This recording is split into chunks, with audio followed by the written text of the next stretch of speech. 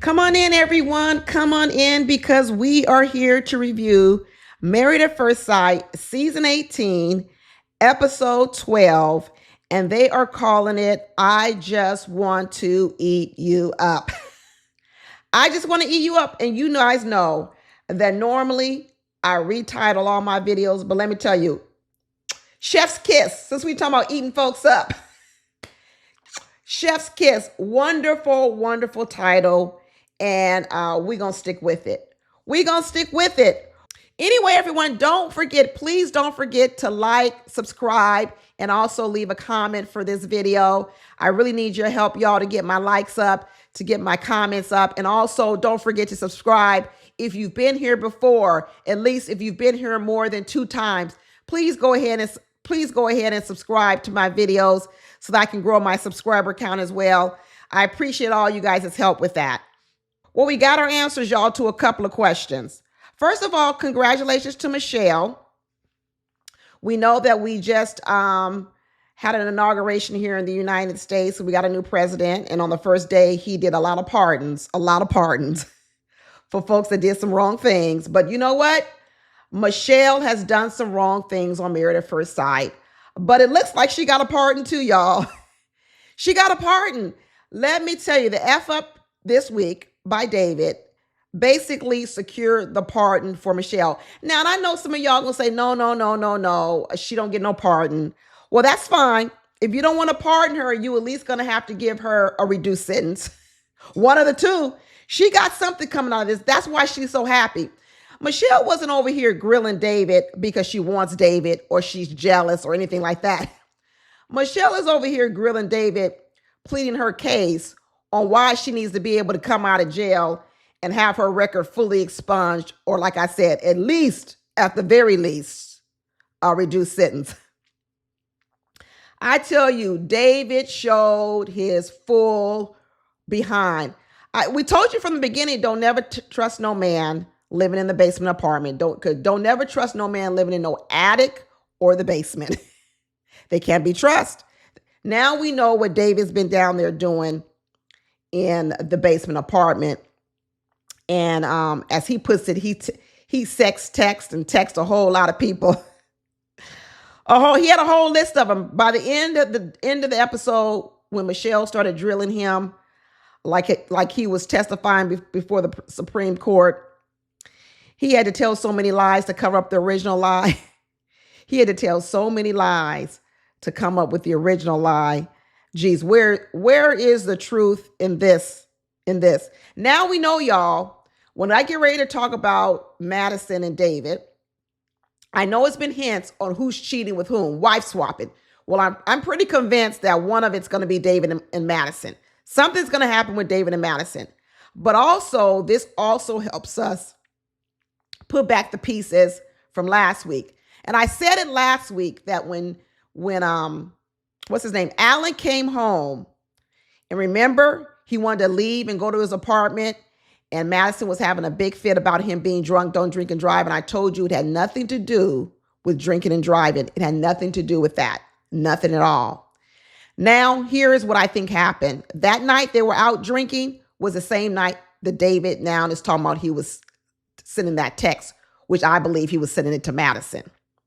And so the reason why when Allen came home, because he was pissed, he might didn't know about the text, but what he saw with his own eyes, he saw the flirting. He saw the touchy-feely. He saw the, when a girl wants to flirt with a guy and she laughs like this, like the shit is so funny and ain't even funny. That's what he saw. And he was disgusted by it. And he was upset about it. He was in his feelings about it. And he didn't want to be around Madison when they got home to the apartment. That's why he wanted to go home. And the reason why Madison was fighting so hard for him to stay there didn't have nothing to do with, you have a wife to think about now. No, she felt guilty because she knew what she did. She felt guilty. And what she didn't want to do, she didn't want to acknowledge that she had already hurt Allen. And that's why he really wanted to leave. That was what was going on. I'm going to tell you right now, that Allen witnessed it all. He didn't like it. And we're going to get to Allen and Madison afterwards. But let me keep here talking about this David and Michelle and this big old lie. So the story goes that they all went out and had drinks. Well, at first, all we know is that he happened to go over Madison and Allen's house, and they all decided to go out and have some drinks together. This is David's story. This how Michelle gets out of prison. This story right here, this story has set her free. Like I tell you, yesterday, January 20th, we had an inauguration. It was also Martin Luther King Day. And what was Martin Luther King's famous line? Free at last, free at last. Thank God Almighty, I'm free at last. And this story here with David, Michelle is saying, check, I'm free at last. I'm getting the hell out of here. And I'm going to get out of here unscathed, because what this man is doing is worse than anything I've even done. That's what she's thinking. Are y'all approving the pardon? Are you signing on the dotted line? This is definitely a get out of jail free card. So anyway, he says, the text message that Michelle lets us all see says, "You are so damn fine. I want to eat you up." Woo, woo, woo. I tell you, he better be glad he didn't put the name in there, Madison. He better be glad he didn't do that. But what I want to know is, what you eating up, David? You over here told this whole story that it was about a cousin sitting at a restaurant, a Chinese restaurant, eating a plate full of dumplings. Boy, you sure it was dumplings? You sure it wasn't peaches and cream? You sure, David, it wasn't peaches and cream? How about some fish fillet? That might be what Madison is. Madison might be a doggone fish fillet. She might not even be some dumplings. She might be a fish fillet. Her vagina is probably sweaty, all them sports she be playing. Running around playing linebacker. This week she out here playing left field, shortstop. Her pee thing is sweaty, and I'm going to tell you right now, it ain't no peaches and cream. It's probably a fish fillet. Let's be real. But let me tell you, so you know what? Michelle pounced on it. She pounced on it, and she said, this is my get out of jail free card. I'm going to nail this man to the stake. I sure am going to nail him to the stake. And one thing I can say about Michelle is that I was with her when she was nailing him to the stake, but I was still thinking, right message, wrong person. Right message, wrong person. Yeah, he needs to get it. He really does need to get it. But I'm no fan of Michelle, but I guess I got to take what I can get, right? Sometimes the person doing the dirty work, you ain't always got to like them. As long as they're going out there and getting the job done. And let me tell you, Michelle was good for the job. She was really good for the job. She did everything she needed to do, asked all the right questions to let this man know that none of this stuff is going to be believed. None of it. So he says he was talking to his cousin. He was telling his cousin that, hey, she had a plate of food. And what I meant to say is that the food looks so good, I want to eat it all up. So he basically, just like Michelle accurately pointed out, you exchanged the word it, the food, all the way to the use. You.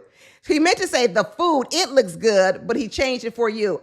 I don't know. Is this some DEI, LGBTQ where we got to change the pronouns? Is this some new wave situation where we can't use the correct pronouns? We over here thinking we should be using he, she, it's. And David is over here talking about, no, we now switching out the it's for the yous. David, is this some DEI stuff? Well, wait a minute. They're getting rid of DEI too, though. Yesterday on January 20th, they got rid of DEI too. So I don't know, David. I think it's too late for you to be using some DEI, exchanging some pronouns up in here for some it's. Too late. Too late, David. Too late. That has been deleted. That's why Michelle is getting out of jail. A lot of things happened on January 20th. A lot of things happened. Like I said, free at last, free at last. Thank God Almighty, Michelle is free at last. But Michelle dug in. She said, well, how did you accidentally text me It is true when you accidentally text the wrong person, it's typically because their name is on the top of the thread. But what he's saying is his cousin sent him a picture and then he replied, which means to get to Michelle, you would have had to go down the line to find her thread. And I believe what you did, David, was you went in your contacts, your search bar, or whatever, and you put in an M. And the M that popped up wasn't Michelle. The M that popped up was Madison. And you just went with it. Because remember, you had already been drinking. You were already drunk. You weren't of clear mind, of clear thought. And you moved too fast. And honestly, y'all, I'm going to tell you what I think happened. I actually think he was texting that text to Madison when they were actually in the bar with Allen. I believe Allen was standing right next to him and Madison when he texted that to Madison. That's how low down I think it is. I think it's so low down that they were in the bar together. And because he couldn't say it out loud because Allen was there, he was thinking it. He was thinking it. And he did what he normally does when he's sitting in a basement apartment, with some baby oil, some Vaseline, some lotion.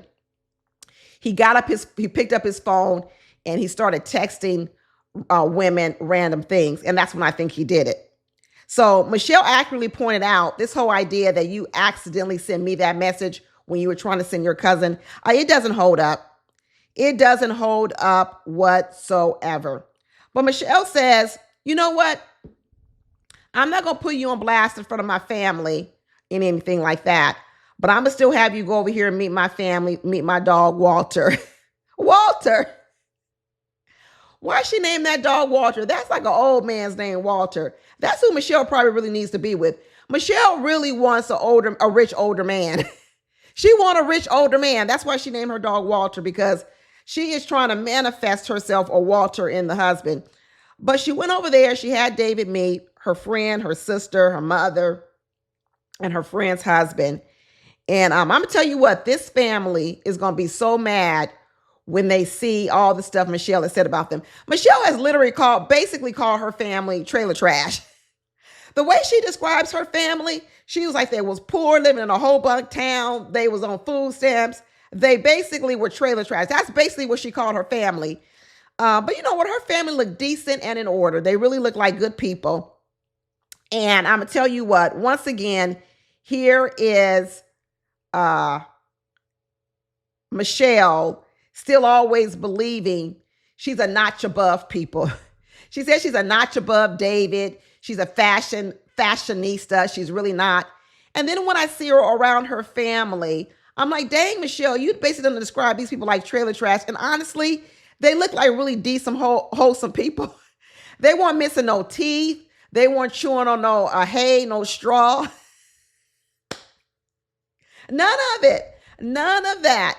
And I'm going to tell you what, they're going to be mad at you, Michelle. After this show, you're going to have a lot of damage to repair. And they were telling, the friend was telling a good story about Michelle that, back in the day, she's always has been hard to get to know. She's always been hard to get to know. She doesn't make a very good first impression. Basically, what her friend says is that Michelle makes a horrible first impression. But if you stick in there with her, she comes around and then she can be a lot of fun. So that's probably why Michelle has a horrible time dating, because people who make horrible first impressions, most people don't stick around and give you second and third and fourth chances. They just leave because no one wants to sit through and take the chance. Okay, you got a horrible first impression, but are you going to come around? No. So if you're out there and you're a type of person, you're out here dating and you're a really good person, as Michelle says she is, and her friends say she is, but you never get past the first date or you don't even get asked out on a date, it's probably because you make a horrible first impression. And maybe what you ought to do is start working on your first impression. Maybe that's where your work needs to be done. How do you make a better first impression or even a second impression so that you even get further down the road with a person? Some people have a fast start and then they crash and burn.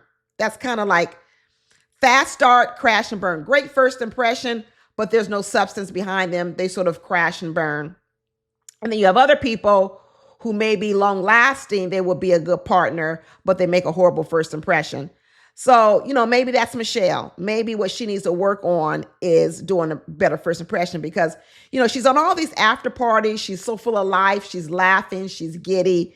She seems so congenial. But yet we saw her on Married at First Sight and she was just a beast. She's just nasty. So, hey, Michelle, maybe you need to have this person that your friend is describing come out a little bit sooner than what we've been seeing about. But her friend is like, man, you telling some hell of a story with this husband of yours. But they went down the timeline and said, this is not adding up. And so Michelle says, you know what? I'm going to confront him on him. I'm going to let him know that I know you are a liar. You a lie and you a cheat. You a lie and you a cheat. But she don't just stop with, the inquisition on this one thing that he did, this texting, because she already know the answer to that. She said, well, I need to know about all the other times you've been doing other things. She said, because what I do know is you stay out late a lot. She says that he stays out a lot on the weekends. David is always in them streets. And I mean, a lot of people, like we said, we can say, what for, Michelle? You don't care because you don't like him anyway. So it was never a problem before when he stayed out late. It's only a problem now because, like I said, this is her chance to get a pardon. So she gonna go all the way on this one, y'all. She needs to bring this case home so her record can get expunged. So she says she need to talk about this text. She goes, sit on down on this couch. We need to talk about it.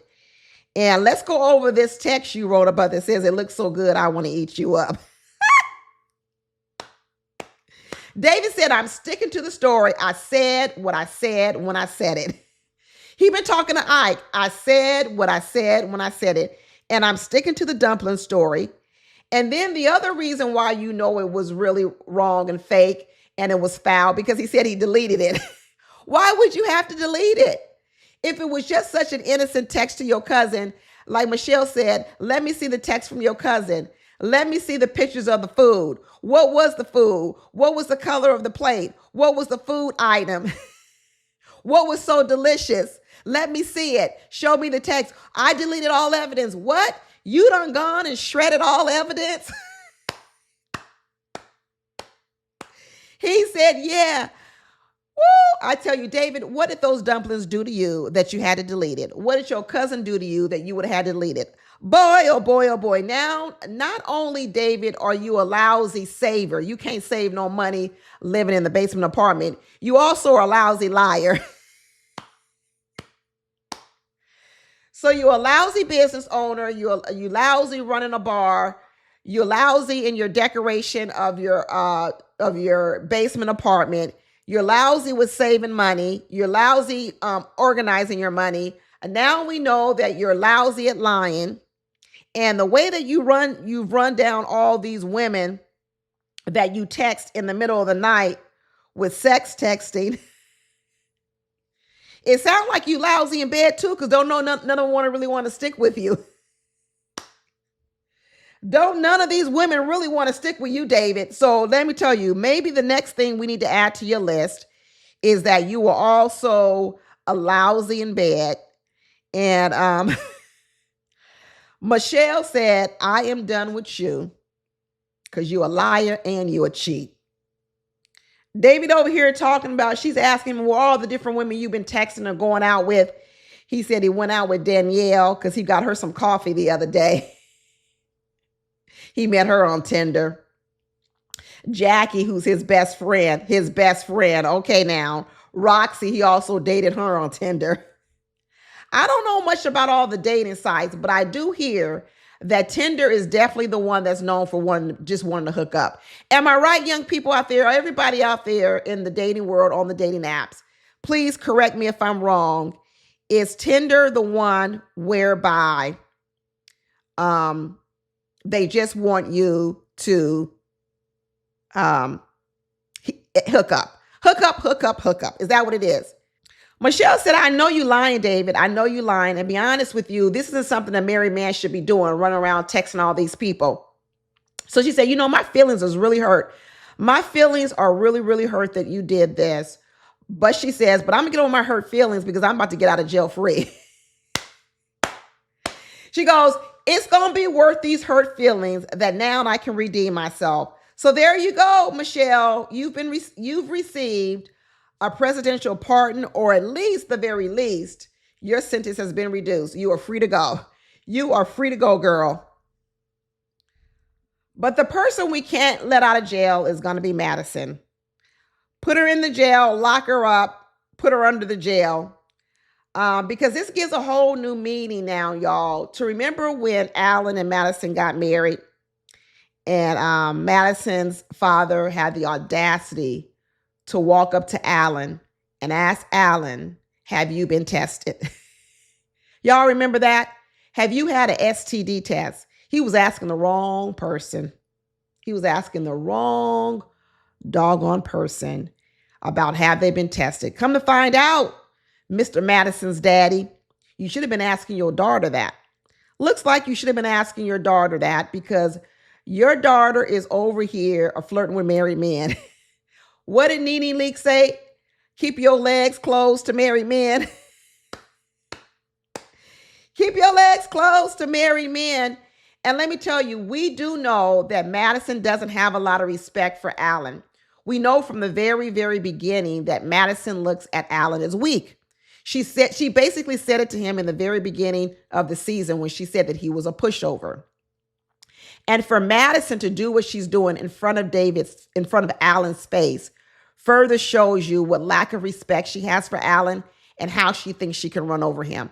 Now you understand the type of guy that Madison likes.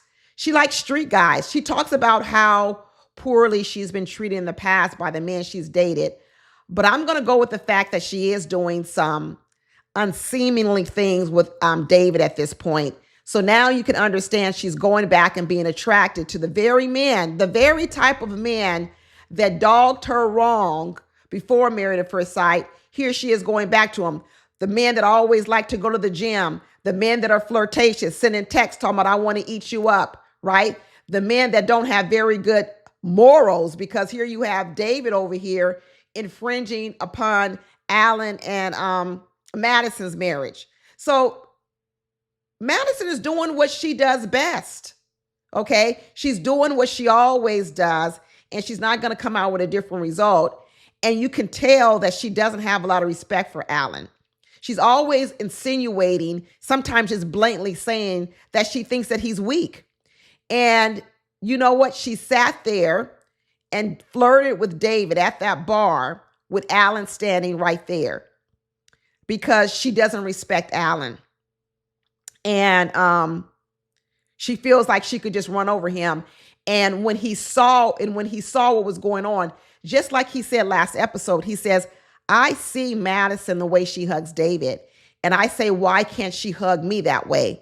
And what Madison also doesn't like about Allen is that he sees it, but yet he doesn't do anything about it and he still wants to be with her. She doesn't respect that. So she actually is starting to ramp up her disrespect of Allen. It's really, really sad to see it. Really, really sad. You know, I talked about last week, I talked about, the childhood traumas and how that's playing a role in how they're dating. And come to find out, you're seeing even more about Madison's childhood trauma and how she's dating. And a lot of her trauma is definitely coming from her mother, right? It's definitely coming from her mother. Madison said that she was bullied in school. That's what she said. She said the girls bullied her. They talked about the way she looks. First of all, name me a child that didn't get bullied in some fashion in middle school and high school or somewhere along the way. I don't know. Everybody got bullied at some point in time. Everyone has encountered a bully, whether in elementary, junior high, high school, middle school, whatever you want to call it. Everyone has encountered a bully. And Madison says she was no different. She encountered a bully with the way she looked, which may be why she decided to choose some of the things that she did. And she had a very rough, she had and still does have a very rough relationship with her mother. She decided that she was going to get into playing softball, sports. So she started to lean into her masculine side, probably so she can beat up them girls that was bullying her.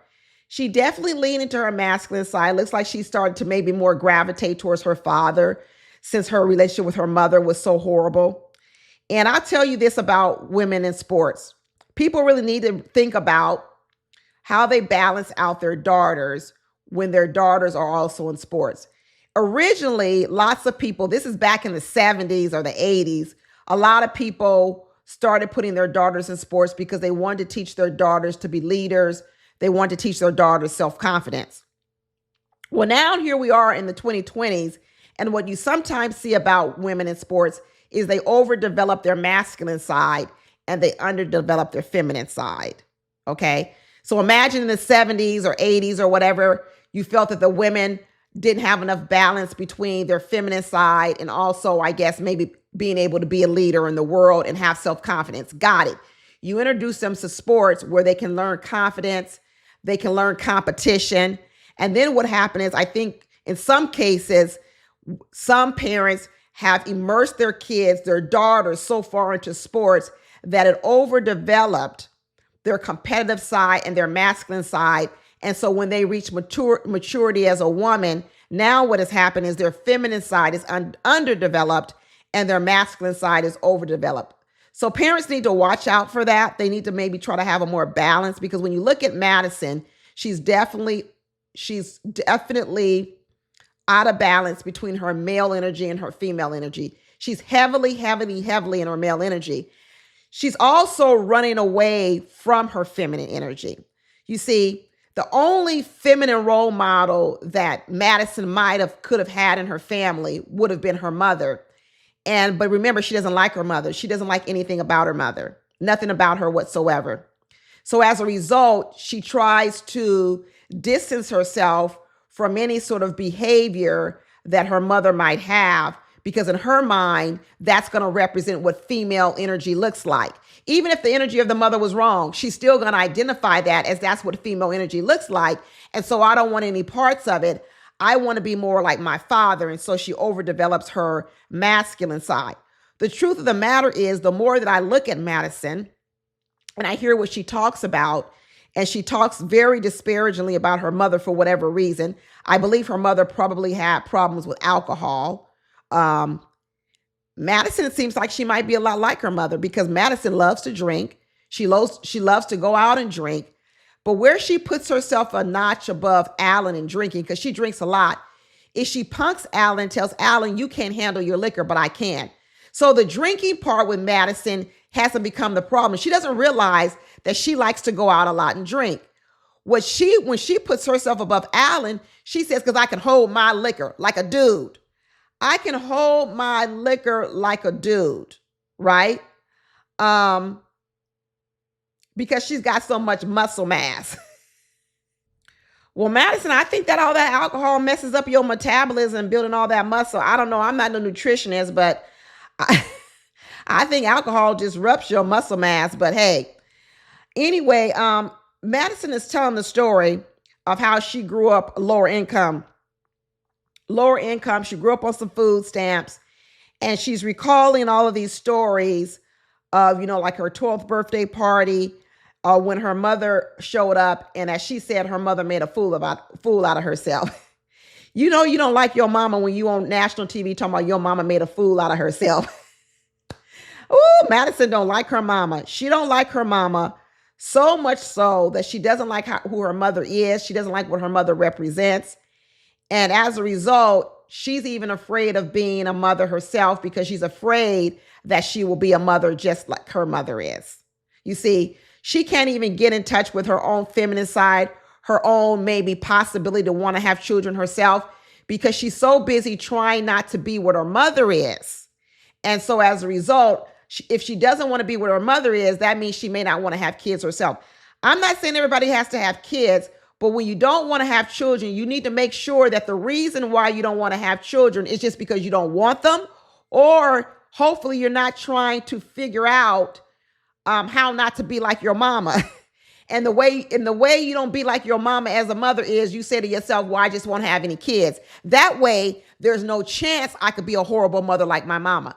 A lot of people need to go back in their trauma and realize some of the decisions you may be making Maybe because you just don't want to be like your mama, so therefore you ruled out being a mother or yourself. Go back, please go back and really investigate that, because a lot of Madison's decision seems to be of not to be a mother and not to have the maternal instinct she's talking about is wrapped up into how she was mothered. Because she was never able to really bond with her own mother, she questions her ability to bond with her own child. And then she also questions would her child be able to bond with her, right? There's a whole lot of fear around it. She didn't bond with her mother. If I have children, what happens if my daughter doesn't bond with me? What happens if I don't bond with my daughter?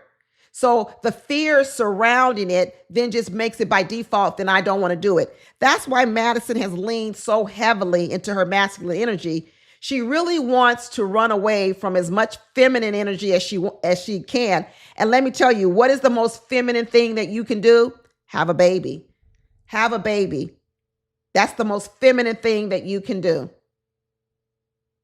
When they're writing these letters to their younger self, and Allen is writing this 12-year-old letter to himself, and he's telling his 12-year-old self, you didn't realize that you're a sweet, loving gangster balling out, MF out here in the world. Because he's saying it was around 12 years old that he was feeling some kind of way, and he didn't have the self-confidence, and he had a lot of inner turmoil. He told us about how he was sort of like a ping pong between his mom and his dad.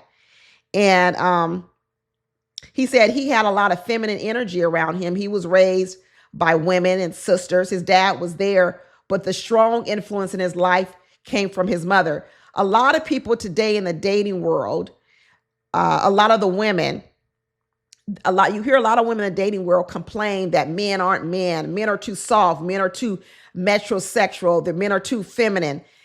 And then what you find is that the men are running around saying that a lot of women are not feminine. They're too hard. Well, one of the things that has caused the softening of men, which in some ways is good, in some ways is bad, is because of the single parent household.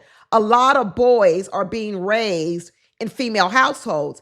So when you're in a female household and you're a male, and the dominant person in the house is the mother, because the mother in a single parent household is still the ruler. She gets the last say. She gets to make all the decisions. What a young boy gets used to is deferring to the decisions of a woman, right? Because he's had to defer to them with the decisions of the female mother. He didn't get to see a mother and a father negotiate a deal. He didn't get to see how sometimes they go with the male's voice and not the female voice. He only got to see the mother making the decisions, and she's making it from a feminine position. And then when you couple that with a boy being a family with girls, you also then see that most of the decisions that are being made in the household are being made from a female position. So when this male then leaves and he's out in the world, sure, it's helpful because now he can see how women think because he's been so in tune with it, but he's also lost sort of the more masculine side of thinking. And what Madison has done is she's done the opposite. Madison has run away from her feminine thinking and she's run towards her masculine thinking. So now here she is with Allen, and she doesn't like it. She doesn't like the fact that she feels more masculine than even Allen is. That's another reason why. So when I talk about the fact that she is imbalanced herself, she also is painfully aware that when she looks at Allen, Allen actually has more of the female or softer traits, emotional traits of a woman than she does, and it makes her feel bad about herself. Because she knows it about herself. She knows she walks around with a lot of masculine energy. And she doesn't really want it, but she doesn't know why she leans into it, like I said, because of the trauma. But when she sees Allen in front of her and she sees the way that he handles situations, which are a lot more delicate, she not only is sort of resentful of Allen, because Allen in some ways represents what she can't be. He represents what she wished she could be, right? And so, like I said, that's the trauma that Madison needs to go and probably talk to a counselor about, because it's going to affect who she chooses. She's going to choose men who make her feel good. And let me tell you, if you are running around with masculine energy, you know what type of guy you want to choose?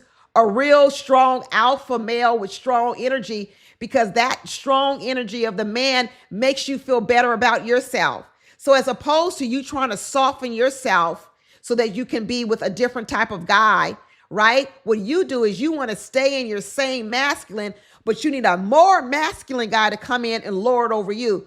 And sometimes those real men that you're talking about that are real masculine, they can sometimes be narcissistic.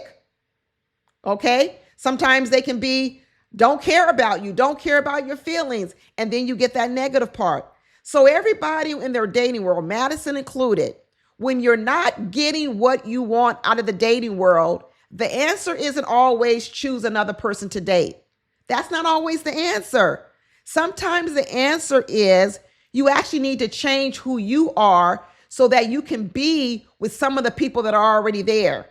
Instead of trying to just find the person to go with who you are and you haven't found any success, if you've been looking for 10 or 15 years, I don't know how long you've been looking, maybe the answer isn't in finding another person. Maybe the answer is changing some things about yourself so that you bond well and mesh world with different types of people. Madison running around here wanting a man who's going to be walking around in some strong masculine energy that is ruthless. And maybe that's why she's about to run over here to the arms of David, because David is willing to go over here and sleep with a married woman. That's what it sounds like. Or at the very least, he's willing to have sexual text with them. Because I'm pretty sure that text that he had got sent to Madison. That's who I think he got sent to. And as we move on to the next couple and we talk about Ike and Emem, I'd love to stop talking about all this trauma. We just can't get away from it. We can't get away from it. And it looks like another person is going to get set free, and that's going to be Emem. Finally, I believe it looks like that Emem is finally coming to the conclusion that he ain't it. He ain't it. First of all, he's already reneging on his promise to Pastor Cal and Dr. Pia that he will move back in. And he ain't ready to move back in. He don't want to move back in. Bravo. Thank you. So glad that's not happening. And he comes back and he says, you know what, Emem, I knew I told you I wanted to move back in with you. I said I would move back in, but I want to take it slow. I want to take it slow. And he's running around here on his little self-confessional video talking about he just loves being away, because being away, he has gained peace, quiet, and stillness since he has moved out. So this goes back to, once again, where I say that Ike projects other lives, other situations onto other people. So Ike is actually saying to us, listen to what he's saying, that since he's moved out, he now feels like he's in a home of peace, quiet, and stillness. So that would mean, Ike, that when you were living with Emem, you're telling us that you weren't in a house of peace, quiet, or stillness. I don't believe it. I just don't believe it. Because when I look at the life of Ike and I look at the life of Emem and I look at their two professions, what I believe, Ike, is that your profession, your career is actually full of not peace, it's not quiet, and it's not still. There's no stillness. You work at a school. You work with children. You work around bad behavior, disruption, loud noise, and a bunch of people. That's where all that chaos is coming from, Ike. When I look at Emem and I look at her workplace every day, I'm going to tell you right now, where she works, it's a place of quiet because she's doing procedures on a person's face. It's still, it's quiet, it's peaceful because she's in a medical office. And everybody knows that if you are in a medical office, it's always quiet, still, and peaceful because they want to keep you calm because of you're about to go through a medical procedure. So this idea that Emem is full of chaos, her world is full of chaos and loud noises, but his world is full of peace and quiet, is another projection. Once again, he doesn't take ownership of his world, his life. He blames everyone else, and it's not even true. But at this point, Emem is like, I agree with you. I agree it's a good idea to wait. We shouldn't be moving back in. And that's really where it should have been left. It should have been left with, I agree and you agree, and that becomes the end of it. But no, could we leave it there? No, we couldn't leave it there. You know why? Because Mr. Ike had to really get down and dirty a little bit more. And he says to Emem, yeah, I don't want to have to detest you. Detest? Are you kidding me? Do you even know what the word detest means? Detest means an intense disliking of someone. Look it up. It means an intense dislike of someone. What has MM done what would make you extremely and intensely dislike her? Nothing.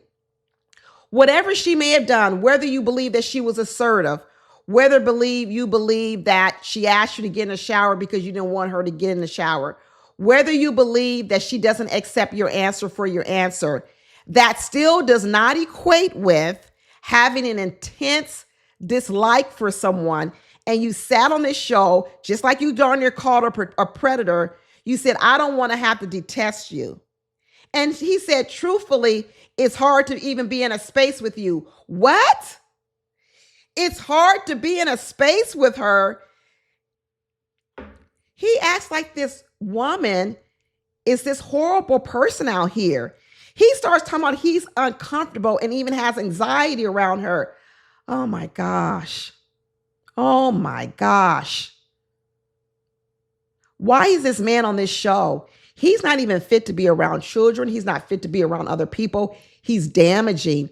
I wouldn't even want to work around Ike. He is a liability. He's a liability because if ever he's in hot water, if ever he's done something wrong, you know what he's going to do? He's going to throw other people under the bus. This is why he says he walks around all the time on the defensive mode. He said it earlier. He said he's defensive overall because overall, what Ike does throughout life is he is constantly in defense mode because he never actually takes responsibility for anything that he does. I know a lot of people are asking for Ike to take accountability. Before you can take accountability, you actually have to take responsibility. You have to say to yourself that, yes, I am responsible for this aspect of my life. And therefore, now that I have taken on the responsibility of it, you can therefore hold me accountable. Accountability comes after you have accepted responsibility. Now you can be held accountable. But before I can hold you accountable, I need to have a sit down with you. I need for you to understand what you did. I need you to take responsibility for what you did. Because listen, you can't hold anyone accountable who hasn't even taken responsibility for what they've done. We have Ike here who doesn't take any responsibility for anything. He blames everyone else. And until he gets to the point where he takes responsibility, he can't be held accountable. And like I said, the reason why he can't take responsibility for who he is, because I say it goes back to an original trauma, and that is because he still believes the reason why he's doing what he's doing out here in the world is because what someone else did to him. Someone else did to him. He says he don't want this woman, he don't want to detest this woman, and he don't want to be in a space with her. And he doesn't want her to feel that version of him. That version, that is you. That ain't a version.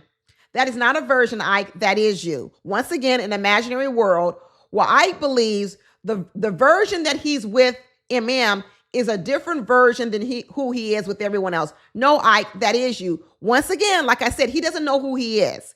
He thinks that who's showing up with Emem is just a version of him. And that version of him is only coming out of him because Emem is making it come out of him. But really, he's this other person over here. No, you're not. You're not that other person. This is who you are, Ike. This is why you haven't been in a relationship for 12 years. This is also probably why Ike is doing a job he doesn't enjoy. Ike is doing a job that he doesn't enjoy. I think Ike wanted to be an artist, a musician and an artist. But guess what? He probably isn't good enough at it that he can make a living at it. So as a result, he had to resort to teaching, to working with children, and it doesn't pay well. And he's resentful because it's not what he wants to do. He's in a career he doesn't want to be in. He's working with kids. He don't really like kids. He doesn't really want to work with them. He's doing it because it's just needed to pay the bills. That's the only reason he's doing it. What he really wants to be is he wants to be an artist. He wants to be traveling the world, doing art, doing paint, I don't know, performing music, playing his guitar, and he's angry. He's angry because his life hasn't worked out the way that he wanted his life to work out. And then he's come upon a woman whose life has worked out just like she wanted to work out, right? The only thing Emem said she was missing was a husband, a husband. So Ike knows that's what she misses. So Ike decided, I'm not going to give you what you want because I don't have what I want. Ike is miserable. He's miserable and he's stuck in a perpetual state of misery that started long time ago, long before Emem has. Let me tell you something. When someone is miserable with their life, it's really hard for them to want to make you happy too. Because what they look at it as, why would I want to make you happy and I'm still miserable? You see, that's why he put so much emphasis on Emem just wants to be married. She just wants to have a husband. So what? In the beginning, it would have been, so what? So what if she wants to be married? So what if she wants to have a husband? Then be that husband for her. No, he doesn't want to give her what she wants or what she needs, because in a lot of ways that would mean she's winning and he's losing. He already looks at the woman and says she's winning. She's winning in her profession. She's winning in her career. He's losing in his profession. He's losing in her career. Now she comes on here and says, wait a minute. You mean to tell me I have the power to make you lose, Emem? The only thing you want now is a husband. And now I have the power to make you lose because I'm losing and I want you to lose too. I want you to feel the pain that I feel. All those women that have rejected me out here in the world for 12 years, once they realized I was a menace to society, all those women that rejected me and abused me, I want you to feel the same way. Like I told you, Ike is a mercenary out here. He's a mercenary. He's out here to do to women what was done to him. He's out here to make women feel the way he feels. He wants women to feel like losers. He wants women to feel less than. He wants women to all that because that's what he feels. He doesn't want a woman to accomplish her dreams because he hasn't accomplished any of his dreams. He's a mercenary. He's a dream killer. He's an ego killer. All of it. All of it.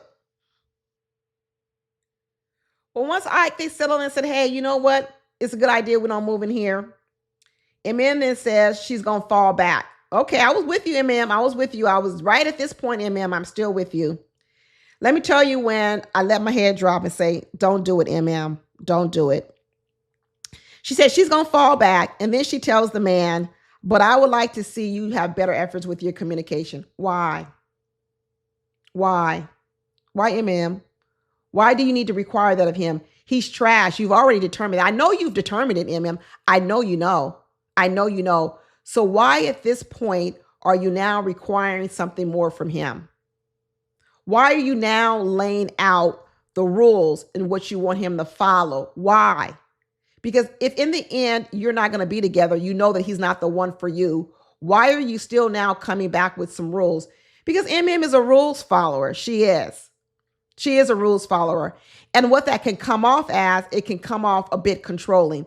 Because in this moment, I'm going to tell you right now, in this moment, there is no need for Emem to be trying to control any more parts about Ike's behavior. At this point, she needs to walk away. This goes back to what I was saying, that this part Emem needs to work on.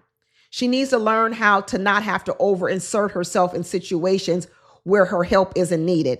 And in this situation, when she's dealing with a fool like Ike, no help is needed for you to get him on track and make him a better person. You don't need to do that. Why are you doing it? Why are you investing any time, energy, anything into him? Why are you giving him instructions on what he needs to do differently? What for? It's of no benefit to you. It's no long-term benefit to you. So this is what I'm saying when I told everyone before that I can also see parts of why Ike is triggered by Emem, because she does trigger him. She triggers him with her instructions, and she does over-instruct. She over-instructs. She may want to call that engaging with someone. No, it's over-instructing, especially when it's not wanted, it's not needed. And Ike has clearly told her he don't want it, but she doesn't listen. She still does it, which tells me she doesn't have a control over herself. She needs to work on it. She absolutely needs to work on it. She says, because I just want to let you know you can improve your communication, and I'm here and I'm willing. What are you willing for? There's no prize at the end of this road, Emem. What are you doing it for? She's doing it because she knows that Ike needs to do it. Just like she told Dr. Pia last week that I believe that this is sort of a deflection. This is a defense mechanism. Okay, you're right about that. But now what you're doing, MM, is you've decided that you're the one that's going to help him with this situation, and you're not the one. I know you're a nurse and you like to save people, you like to help people, but some people don't need to be saved nor helped by you. Send them to somebody else. There's a whole lot of people out here who can do some saving and some helping, but you don't have to be the one to do the job, MM. And so in this respect, you need to refer him out. Isn't that the term in the doctor's world? Listen, I'm going to refer you out. I done figured out what's wrong with you and you've got some issues. I'm going to send you to a specialist. I'm not no specialist. You not no specialist in the type of mental trauma that Ike is dealing with. You need to refer him out instead of sitting over here trying to solve his problem and trying to give him an action plan on what he needs to do. Girl, all you doing is making the situation worse. Because once she said she was willing and able, then Ike went back into his fantasy world and came up with a story that that's what I've been doing anyway. I'm going to reach out to you because I've been doing it anyway in the fantasy world.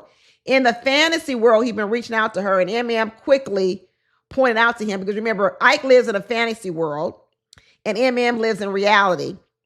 And MM said, no, you haven't. You haven't been doing any of it. I was texting you all week. There's a reality. There are the facts. And Ike said, no, but in the fantasy world, I have been reaching out to you. Because in the fantasy world, Ike has been thinking about his problems in his head. In his head. It's been in his head, but he ain't really talked about it. But to him, it's the same thing. In Ike's world, anything in your head is in reality. That's what he thinks. So anything in his head is as good as it's being in reality. And Ike said, yeah, I really have been communicating with you. No, you haven't. And so then what does MM do? She doubles down. She don't know how to turn and retreat. She don't know how to turn around. She said, well, it makes me feel dismissive. Now, the one credit I will give her is, I don't know if MM heard me, but she actually practiced a good technique. Instead of leading with anger, what she led with were her feelings. She said, well, it feels dismissive. And she said, when you say those things to me, it makes me feel like you're being dismissive to me and it hurts my feelings. Very good, MM. Very good. You led with your feelings. You explained your feelings. You told them how it hurts. And guess what? Ike then said to her, your feelings were real. Very good validation, Ike. Your feelings were real. And I don't want to dismiss your feelings, especially if that's how you felt. Now, I felt that was good enough. I thought MM should run with that. I thought at that point, she should count it as a win and she should walk away from the conversation. But did MM walk away from the conversation? No, y'all. Because you know what she concentrated on? The part about the if you felt that way. Now, we all know that a complete apology shouldn't contain the word if you hurt my feelings, because the person did just tell you hurt their feelings. So they shouldn't use the word if. We know that. Well, a lot of us know that. If you don't know that, the most optimal apology should not include the word if I hurt your feelings. But we're dealing with a guy who was not even at this point. So when you talk about taking baby steps or being able to navigate improvement amongst two people, in this exact moment, I actually showed some good improvement. But guess what? It wasn't good enough for MM. This is the point that Ike is talking about with MM, that I think he's proven his point, y'all. I think he's proven his point that MM's stickler to the way things should be and ought to be, her quest for perfection. I mean to tell you, her hair is always flawless. Her apartment is always spotlessly clean. Her dress is impeccable. Her style is very good. Everything is in order. And MM requires that also of her mate. So I'm going to tell you right now that no matter who MM gets with, she's going to have to work on this, because this requirement of perfection that a lot of what Ike is talking about is actually really real. The problem that Ike is also having is, remember, you have a person who is requiring perfection, which is Emem, with a guy who has very, very low self-esteem, who already feels bad about himself and beat up about himself. So in that respect, when Ike starts talking about how she makes me feel, this is what he's talking about. This you're starting to see is the worst possible storm. You have a person who's requiring perfection, even in conversation. And you have a person who already has low self-esteem because of a previous trauma, and they're triggering each other. Ike's inability to express himself bothers Emem because, remember, she expects perfection with your speech. And as a result, his speech is very imperfect. It's filled with flaws. And Ike, who has low self-esteem, will not be able to withstand the critique of a person who also likes a lot of perfection. Boy, and all you ended up having after this was just a volley back and forth. I really thought Emem should have taken the apology that he gave her, the start, and gone away with it. But she didn't. She didn't. And Ike is trying to exert himself over and over again. He's trying to say, if I ask for space and I ask for time, then everything is going to be on his time and not hers. So he's doubling down. Now you have this sort of egos and the nastiness coming into play, because Emem didn't accept the olive branch from Ike. He came in giving her somewhat of an olive branch when he said, you know what, I don't want to be dismissive of your feelings, and your feelings were real, but she didn't take the olive branch. And he said, I was trying to start fresh and new. And he said, but you didn't want to do it. You wanted to go back to the old. And what Emem was saying was, we didn't finish talking about the old. That's why I'm going back to the old. Y'all see this? Do y'all see it? And so the Emem, she doubles down again. She says, you know what? If you don't reach out to me, you won't hear from me. You didn't need to say it, Emem. You could just do it. You didn't really need to say it, right? And once again, that came off as a threat. Once again, that came off as a threat. It's almost as if, let me tell you, if you don't do the right thing, this is what's going to happen. You don't always need to tell people what your next move is going to be. You can just do your next move. You don't have to have the threat too. Sometimes when you have the threat, you're doing it for sort of like almost like a psychological warfare. You can just do it. You could just wait for the moment. You could just wait for him never to call you and then never call him too. Because otherwise, what is the point of announcing it? Because you're announcing it because you're what? Trying to get them, trying to coax them into doing what you want them to do. This goes back to what I was saying, how Emem wants you to be on this one road right here. And when you're not on that road, she tries to jerk you back over, and she uses different techniques for it. And this technique right here, which is the threat, which is, if you don't do it, then I'm not going to call you. Girl, you didn't have to do that. You didn't have to threaten him. Just do it. Just don't call. Sometimes actions speak louder than words. And what she was using in this moment were words to try to influence him to do what she wanted him to do. We've been given a whole lot of pardons out here. We've been given a whole lot of, commuted sentences this episode. I'm going to tell you what. I'm going to take some years off of Ike's prison sentence. I know some of you might be mad. I'm not pardoning him. I'm not going to let him out of jail, but I am going to knock some years off, and I'm going to assign some years to Emem. She's going to have to at least do some community service. She's going to have to do something. There is no way I can let Emem out of this courtroom, this little fake courtroom I have, without any type of retribution she's got to pay, because she's also a participant in this. She's a participant in sort of this nasty dynamic that's going on. And I'm going to need her to fix that before she gets remarried, or before she gets into another relationship and starts to damage that relationship. So once she threatens him and say, if you don't call me, you're not going to hear from me. And he said, that's fine. And she says, oh, you seem so defensive. She won't stop. She won't stop. And yeah, he does seem defensive, Emem. And you even know he's defensive because you said it before. So once again, she's continuing. She is continuing. And I think this might be the stick that Ike is talking about. This is a stick right here. Remember, he's talking about she beats me with a stick. The stick right now is her relentlessness on a subject, a topic, a conversation. She don't know how to let up off that bone. In a lot of words, it's sort of like a pit bull mentality. Once I have you by the neck, a pit bull will never release the neck of the other dog that they're fighting. They fight to the death. And what Emem has to learn how to do is release the neck. Release the neck. Right now, she's got Ike in the neck of her mouth, and she won't release him. She needs to release him, and she needs to walk away. And she said, you seem defensive. And then she says, well, if you don't want to talk, then just say you don't want to talk. And I said, girl, for real, did you just say that? Did you just say if you don't want to talk, then just say you don't want to talk? I mean, pretty much Ike has been saying all season long he don't want to talk to you.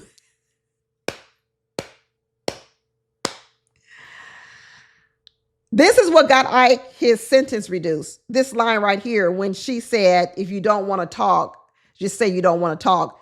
Because girl, he been saying this all season long. In fact, we've been trying to get him to talk. So for you to say you didn't know he don't want to talk, no, he don't want to talk about what you want to talk about. They both sit around talking about, do you think this is a healthy space? No, this ain't healthy. I agree. It ain't healthy. Honestly, both of y'all are unhealthy. At this point, this whole conversation is unhealthy and it's toxic. And Ike says, I'm feeling afraid. I don't feel welcomed. And your assertion, at least he changed his wording. You see, Ike is trying to learn a little bit. He changed from the word aggressive to the word assertion. And he said, your assertion doesn't make me feel welcomed. And I want to leave this space. And he says, oh, I didn't even know I left anything here. Let me grab the rest of my stuff. Let me get on over here. And in her last little interview, she says she's okay with taking it slow with her and then she stopped herself and said, oh, I mean, Ike. And the person said, oh, I see you changed from using the word husband to the word Ike. And she said, yeah, because what I realized was that I need to learn how to take it slow, and that I needed to have waited for him to have become the husband before I started calling him that, and that she came in a little bit too hot and heavy. But I'm going to tell you this about Emem. She was actually mimicking whatever someone told her. You could tell that off screen, Ike was spoken to, and so was Emem. The experts must have coached Emem on her being too assertive, and the experts must have coached Ike on the language he used. He couldn't use the word aggressive. He changed it to being assertive. They also told Emem how to lead with talking about her feelings and not leading with anger. She did that as well.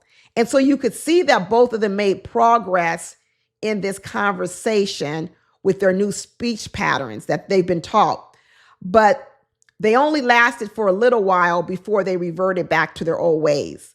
That's why when you are trying to change a habit about yourself, you actually have to keep your trigger moments to a minimum.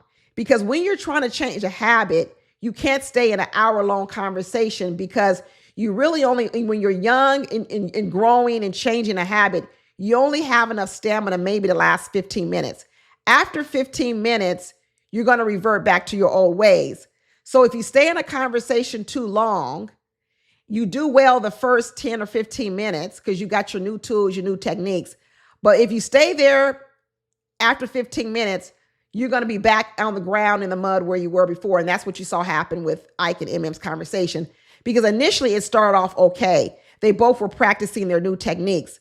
But eventually they both started to revert back to their old pattern. And by the time we got to a later stage in the conversation, all that new stuff was out the window and they were back down in the mud. But this tells me that Emem can learn. She can learn. She needs to practice and she needs to learn. But what she has to do first is she has to do what I talked about, the difference between responsibility and accountability. She definitely has to take responsibility for it, and then someone can start holding her accountable for it. It looks like she's trying to take responsibility and be different. That part I see about it. That's what I like about Emem, that although I see problems with her, I think this counseling has been good for her because I think she's about to take responsibility for some of the things that she's doing wrong, which means she can be held accountable, which means because MM is a disciplined person by nature, she's disciplined. She probably can work through her issues, right? I have hope for her. EKG, on the other hand, I believe that he's not disciplined. I don't believe that he's not, and he also hasn't taken responsibility. So he's much further away from being a better person because one, he hasn't taken responsibility. Two, he's not disciplined enough in his life, in his curriculum in life to keep these efforts going forward. You need both. You need absolutely both. And now we move on to the next couple, Karla and Juan, where they're writing letters to their younger self, their 10-year-old self. Karla's writing to her 10-year-old self. Juan is writing to his 6-month-old self and then his 6-year-old self. 6 months. Well, I tell you, these letters from Juan gave me more insight into his life. And his life, as he described it, was filled with his parents leaving him and also of poverty and lack and scrounging, right? And so it reminds me now of why he's so fixated with money. And it also reminds me of why he's so fearful of Karla, because she doesn't value money as much as he does. Because Juan is afraid of, just like Michelle is afraid that David was going to lead her back to a life of poverty. Juan is afraid that Karla's non-obsession with money is going to lead him back to poverty, and he doesn't want to go there. You see, this is why he's just so afraid of Karla's whole demeanor. But I'm going to double down on what I said before. When you saw these two and you saw them sharing their letters and you saw the letters that Juan wrote and Karla wrote, and what Karla talked about, that sometimes Karla can appear to be strong, but she needs to drop the armor because she really is soft and vulnerable in the inside. And what she learned was that she never really learned how to express herself, because she told us in her family, self-expression and getting in touch with who you are really wasn't a priority in her family. So as she grew up, I think she made it a priority to get to know herself. And like I said before, of all the women on this show and all the men on this show, Karla knows herself well the best. And because Karla has done so much work on her inner self, I think it's easier for her to also spot some of the problems that people are having on the inside themselves. So what she said was, in her younger self, she would disappear. And so she didn't want to stand out too much because she felt like standing out also got you a lot of ridicule. And so what she learned to do was to sort of shrink herself. And as a result of shrinking herself, maybe she didn't become all that she needed to be or could be. So maybe that's what we're dealing with here now. We're dealing with a person like Karla that over the years, because she spent so much time shrinking herself, she actually didn't teach herself how to fly. So when we see Karla out here in the world now, and you guys say, oh, Karla's living out of a storage unit, Karla is homeless, Karla doesn't even know how to write a business plan, because for so long, Karla didn't know how to fly, because what Karla was doing was she was just trying to keep everything pretty calm in her life. And now that Karla has gotten a control over her inside, and she's gotten a control over her life, and she has so much more self-confidence, now she's ready to go back into the world and she's ready to fly. And what she's asking Juan for is help in that area. How do I fly in the business world? How do I fly out here in terms of my dreams and my goals? Because you see, what Juan has done is he's done the reverse. Juan has grown up poor, so poor that his parents had to leave him 2 times. I know he said that he went to that aunt's house because somebody was trying to take him or kidnap him. I believe his parents sent him to that aunt's house because his parents couldn't afford to raise him. His parents probably couldn't afford another mouth to feed. And so he went to live with the aunt.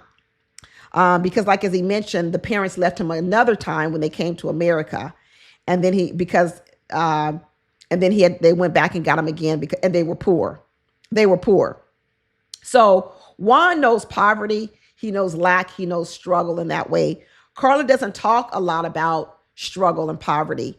But Juan does talk about it. Maybe Karla's family lived a modest life, but she didn't talk about necessarily being a dirt poor like Juan is. And so once again, we have Juan judging Karla because what Juan is saying is, I want a woman who is obsessed with making money because that way I know we'll never be poor again because she wants to make as much money as I do. It's kind of like Michelle's playbook.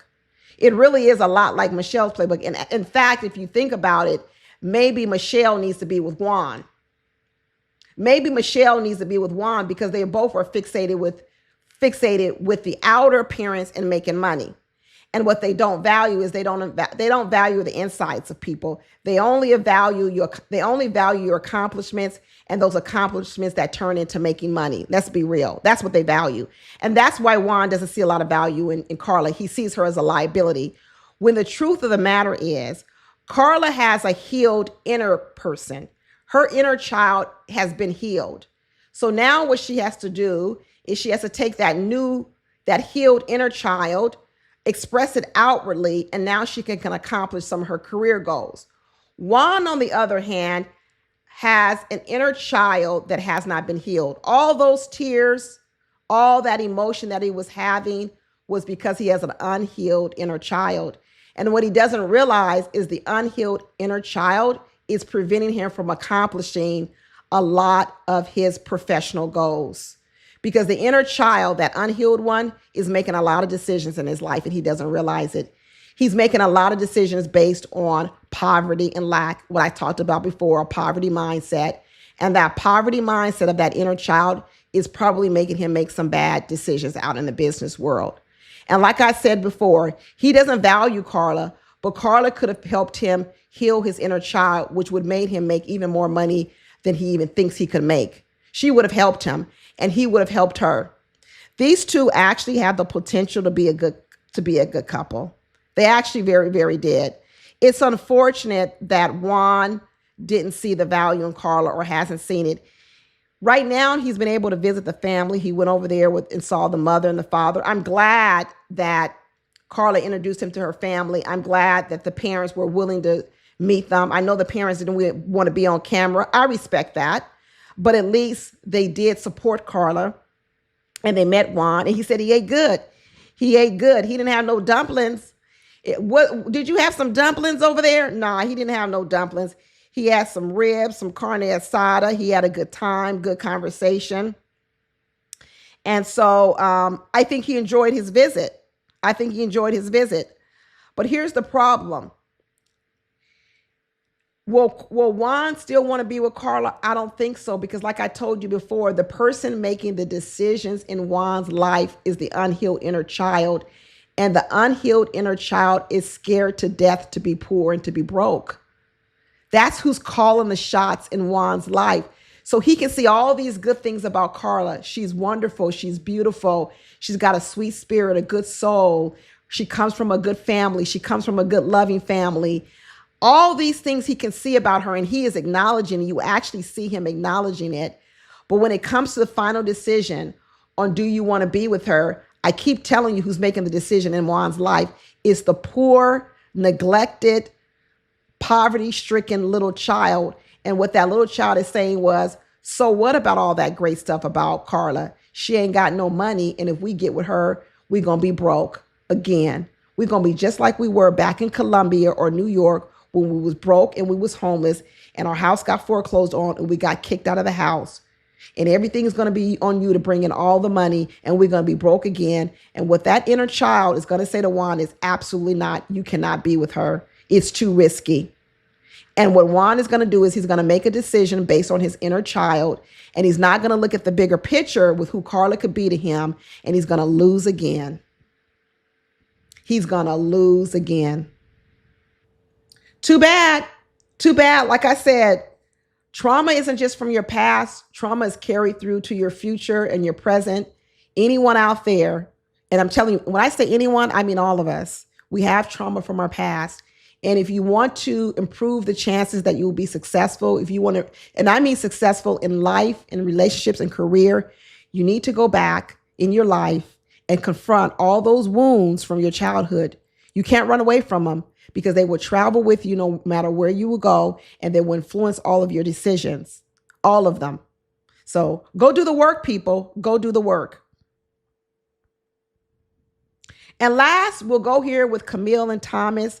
We got to see a little bit of insight with Camille visiting her family, her uncle, her grandma.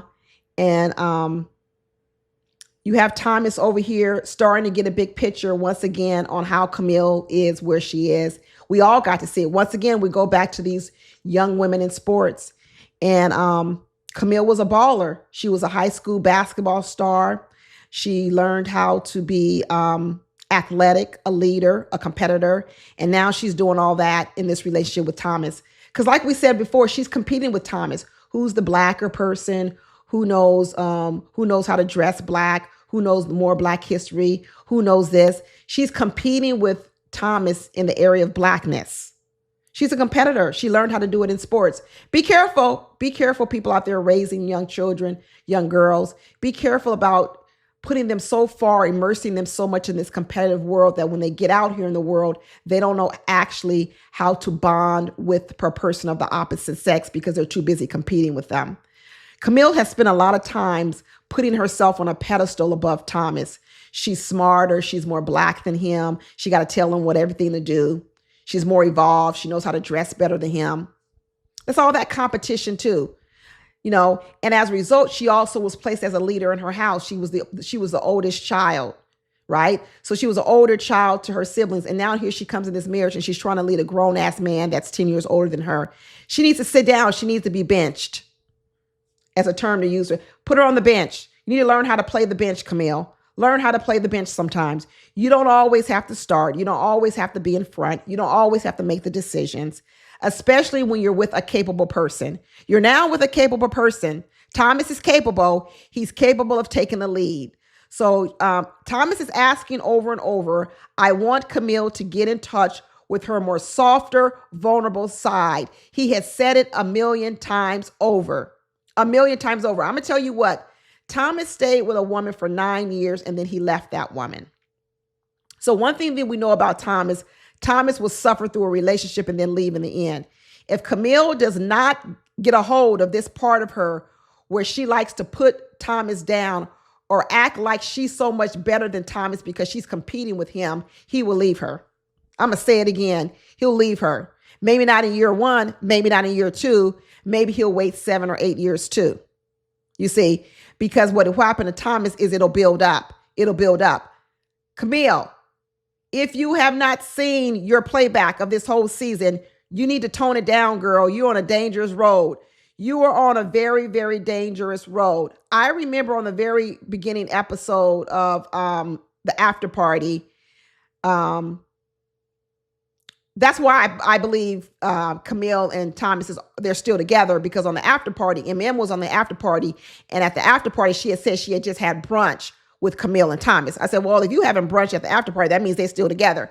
So Emem already spilled the beans that they're still together. But one thing that Emem said was that even at that brunch, remember that brunch was after this whole season is over.